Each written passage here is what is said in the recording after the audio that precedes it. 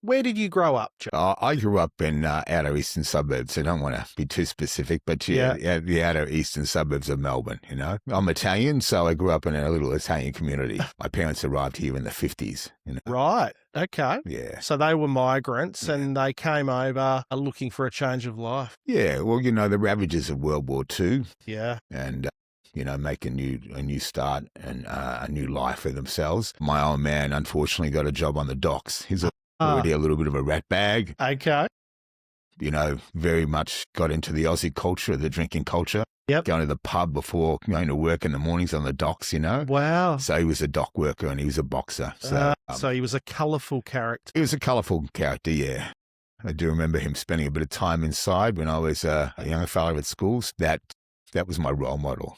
Yeah. What was that like for you as a child? It was tough. It was tough. In those early days, we weren't accepted being a wog, you know. They called us Dagos in those days, you know. We weren't accepted. We were seen as different.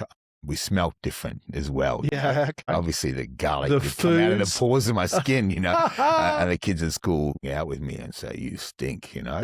So yeah, we're an unknown quantity, you know. We were very much about maintaining our identity, but also being part of the culture and assimilating. But I was born here just after my parents arrived, and I was caught between two worlds. Yes. I was neither an Italian, but I was neither an Aussie. Yeah. The Italians, you know, would refer to me as an Australiano. And of course, the Aussies wouldn't accept me as an Aussie, but as a wog, you know? Yeah. When I had hair, it was quite dark. So you were between two worlds, Yeah. struggling to find your own identity? Sense of identity. You know, and of course, I had a tendency to gravitate towards, I guess, those who were rebels. You know, I couldn't speak English when I went to school. I struggled with reading and writing. You know, I seemed to be plagued with a learning disability, ADHD, you know, which wasn't diagnosed. I couldn't keep still. I couldn't focus. So I got labeled a dumbass, you know, by my fellow students. But in time, I morphed into a badass. Yeah.